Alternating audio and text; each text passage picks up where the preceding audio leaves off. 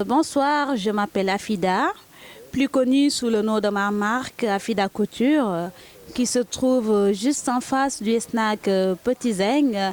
À partir de la crêperie, c'est la sixième boutique jaune avec des carreaux noirs et blancs. Merci. Au fait, ça fait 1 an et demi que j'exerce ce métier. Au fait, j'ai commencé par mes délires, des rêves. Un jour, je me suis levée. Et je me suis dit, pourquoi pas ne pas réaliser le rêve que je voulais quand j'étais enfant.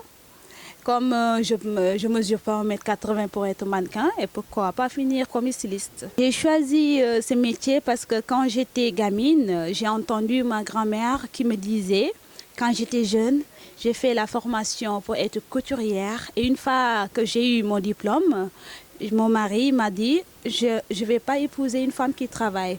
Donc j'ai laissé mes diplômes, j'ai tout laissé et je me suis concentrée sur mon mari et mes enfants. Je pense que la fabrication locale est bien pour nous et pour les gens qui sont en Europe aussi.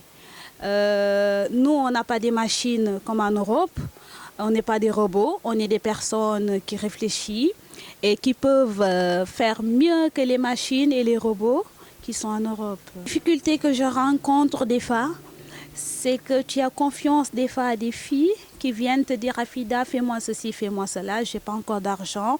Et tu vas au marché, tu prends un taxi, tu vas au marché, tu choisis un tissu qui est mieux.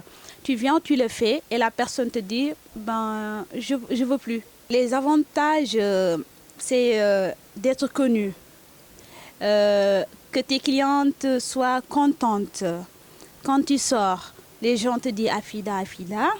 Et tu es respecté et pas mal d'autres choses aussi. Je vise toutes les clientèles, que ce soit européens, africains, que ce soit femmes, hommes, enfants et tout. Est-ce que tu travailles avec les acteurs de la mode, stylistes ou mannequins? Je travaille avec certains stylistes et certains mannequins, même s'ils ne sont pas connus à l'international, ils sont connus ici dans ce pays. Ben, ça se passe super bien, que ce soit au Sénégal ou en Europe. Ça se passe super bien. Moi, déjà, mon slogan, c'est la mode à petit prix, pour que tout le monde puisse bénéficier de mes modèles, que tu as de l'argent ou pas.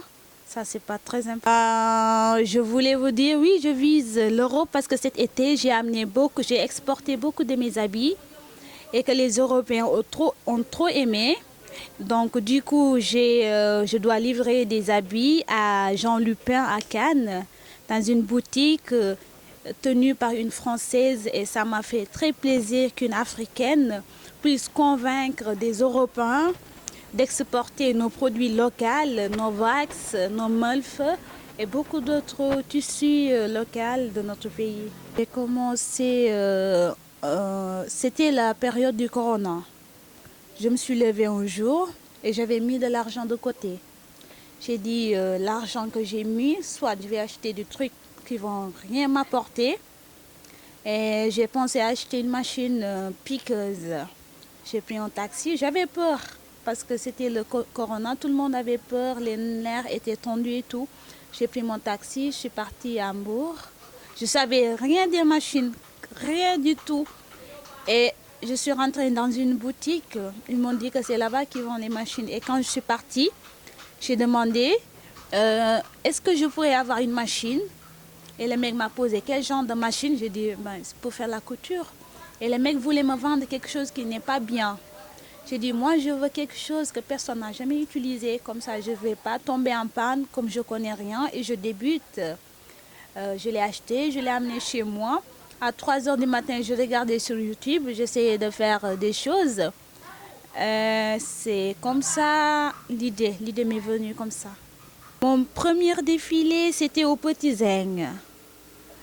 Ben, j'étais bien, j'étais tranquille, pas de stress, parce que j'étais consolée par mon mari qui me disait on croit en toi, tu feras bien, tu seras bien, tu feras mieux et tout. La mode africaine aujourd'hui, selon moi, est très très très loin.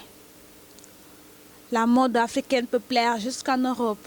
Parce que quand tu pars en Europe, tout le monde parle des wax, tout le monde parle des maillots, tout le monde parle des molfes. etc., etc.